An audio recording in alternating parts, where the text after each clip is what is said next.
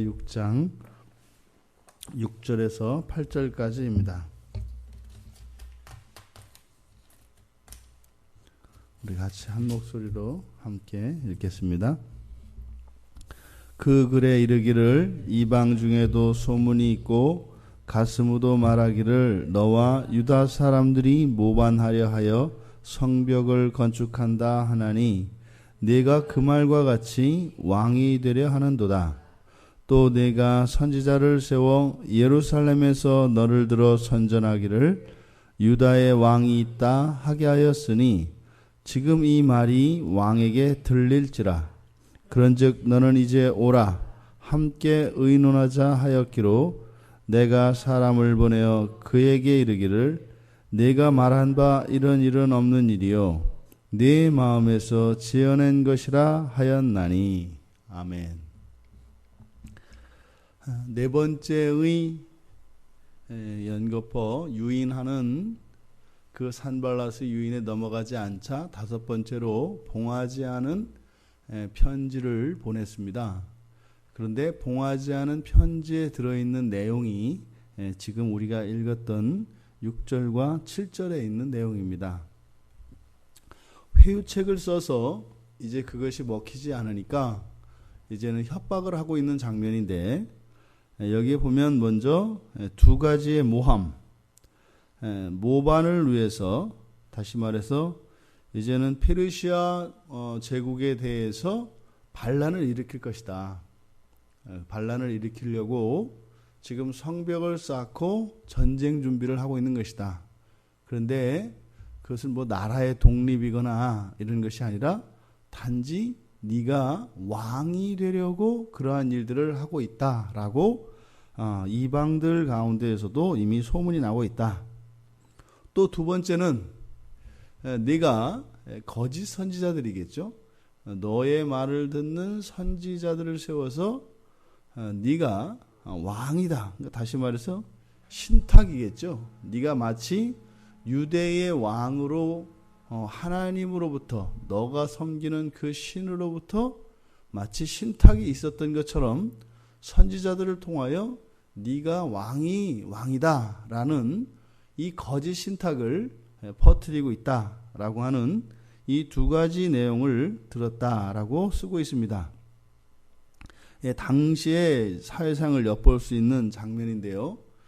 실제로 광대한 영토를 가지고 있었던 이 페르시아 제국, 막강한 페르시아 제국이지만 워낙 그 영역이 넓었기 때문에 끊임없이 각 지방에서는 이러한 피지배국들의 또는 그러한 민족들의 반란이 계속 있었던 것을 우리가 짐작할 수 있습니다. 또 그러한 반란이 일어나는 민족들 내부에는 밀고자가 많이 있었던 것 또한 알 수 있을 것 같고요.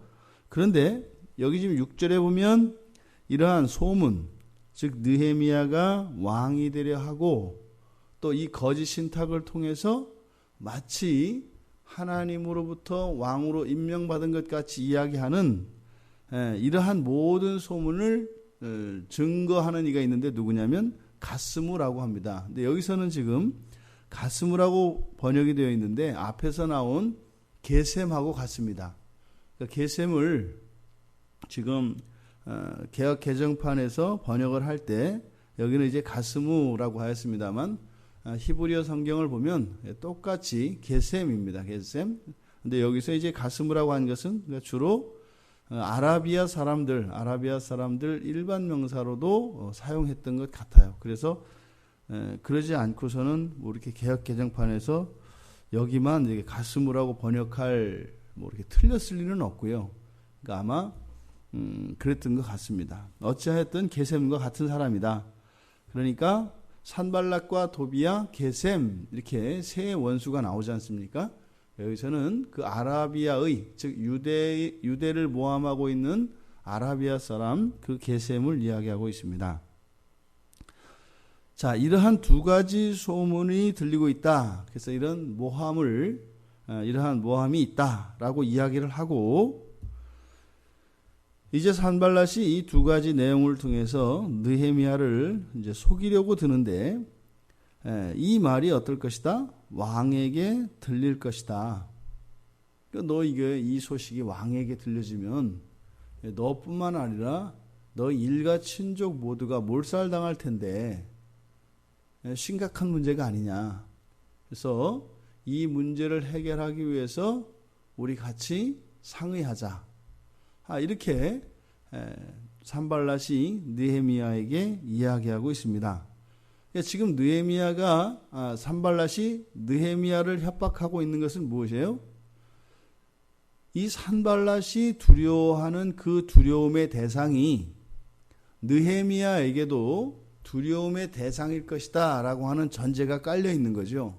왜요?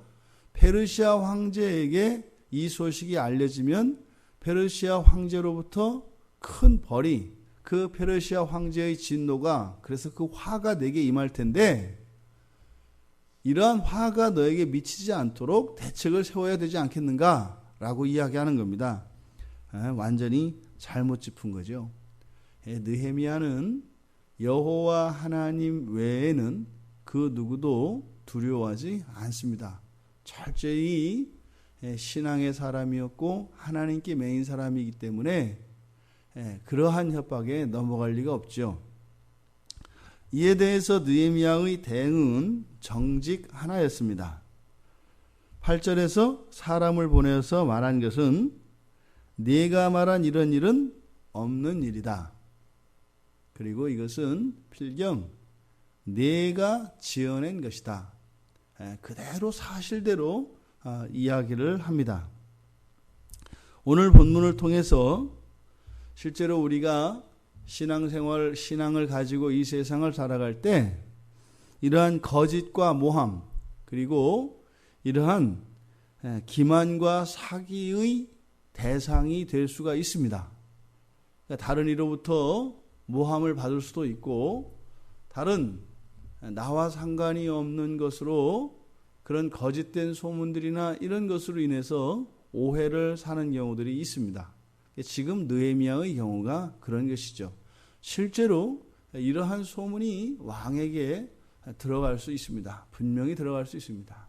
그럼 이거는 그냥 개인들 사이에서 일어나는 오해의 문제가 아니라 국가의 반역에 관련된 것이기 때문에 이렇게 가볍게 처리할 수 있는 그런 내용이 아닙니다. 이거는 정말 가문 전체의 이 생사의 문제가 걸린 것이기 때문에 적극적으로 대처하지 않을 수 없는 큰일이다 이 말입니다. 그런데 여기에 대한 느헤미야의 반응은 그저 아니다. 그것은 네가 꾸며낸 것이다 라고 하는 단 두 마디의 대답이었습니다. 어떻게 이렇게 느헤미야가 이런 위협과 협박 속에서, 이런 속임 속에서 정직하게 대응할 수 있었겠는가? 그것은 또한 우리들의 삶 속에서의 그러한 교훈을 주고 있는 것인데요. 이런 정직이라고 하는 것은 사실 일상생활 속에서 자기의 정직을 설명하고 변명하는 것이기보다는 오히려 정직은 침묵에 더 가깝습니다. 물론 분명하게 그것이 사실이 아니다라고 하는 내용을 두 마디로 표현했습니다. 그런데 그것이 끝이죠. 왜냐하면 이런 모함과 이러한 거짓들은 사실이냐 아니냐가 중요한 것이 아니라 그 상대방을 넘어뜨리기 위한 것이기 때문에 오히려 거기에 말려들면 말려들수록 더 상황은 악화되기 마련입니다.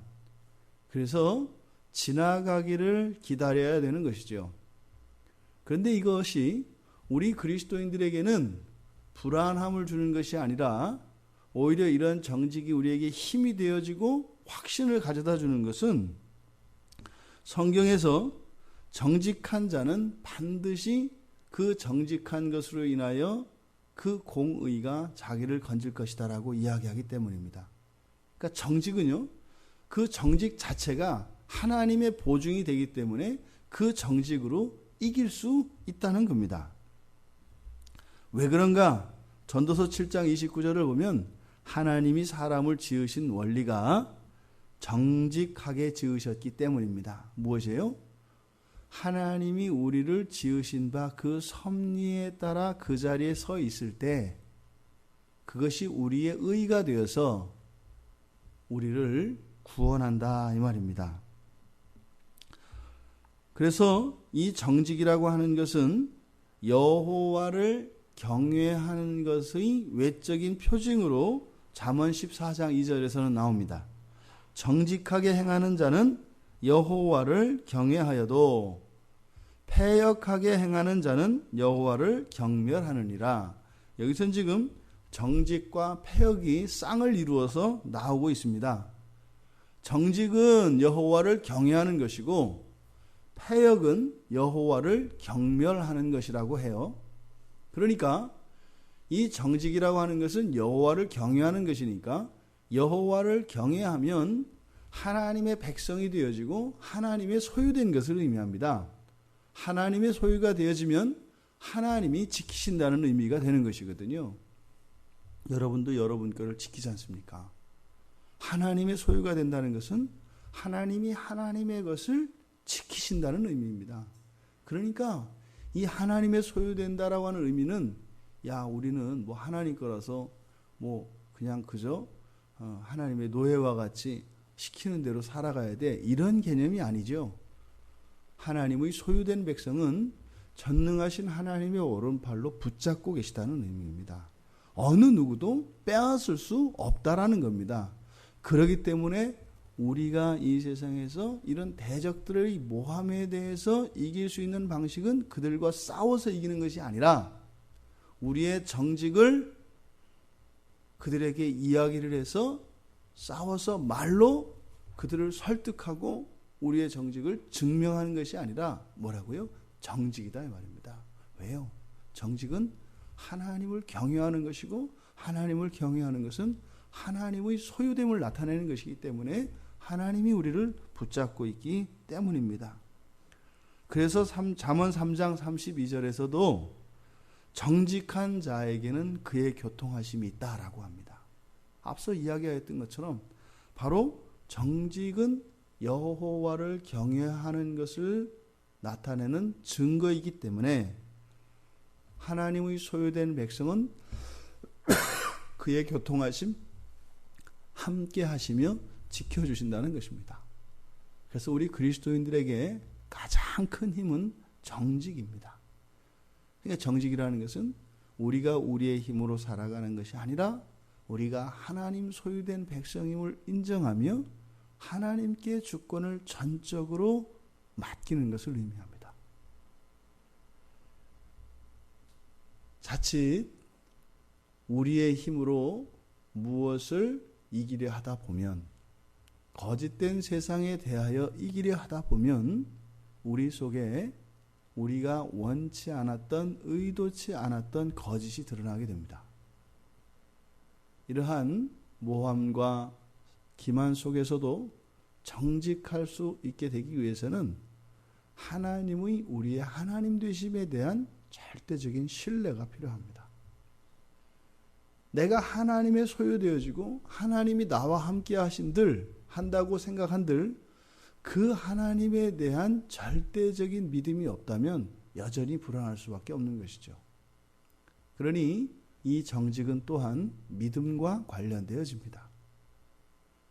우리가 이 세상을 살아가는 동안 때로는 뜻하지 않았던 원하지 않았던 이러한 거짓의 소용돌이에 빨려 들렸을 때 당황할 것이 아니라 또 그것에서 우리의 힘으로 벗어나기 위하여 안간힘을 쓸 것이 아니라 우리들에게 필요한 것은 정직이라고 하는 교훈을 우리 마음속에 깊이 새기기를 바랍니다. 하물며 우리의 일상 속에서 정직은 우리에게 얼마나 큰 힘이 되겠습니까? 단지 이것은 거짓말하지 않는 사람, 도덕적으로 깨끗한 사람 이런 의미가 아니라 성경에서 말하는 정직은 바로 여호와 하나님께 속한 하나님의 백성으로 살아가는 것을 의미합니다. 두려움을 없애고 믿음으로 정직한 삶을 살아가실 수 있는 우리 모두가 되기를 주님의 이름으로 축원드립니다.